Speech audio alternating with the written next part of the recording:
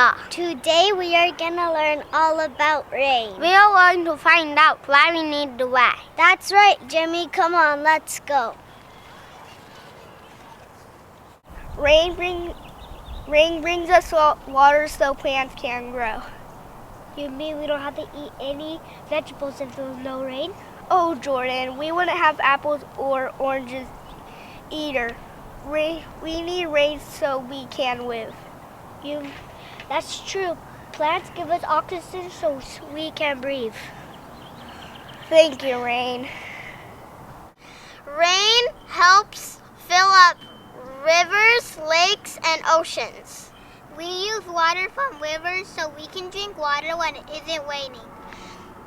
Rivers and lakes store water for us later. I am so grateful for rain. Sometimes rain can be dangerous. If it rains too much, it can cause a flood. What's a flood? A flood happens when too much rain falls in the earth and it can't absorb any more water.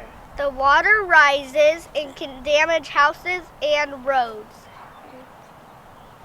Rain is necessary, but not if it rains too much. Singing in the rain.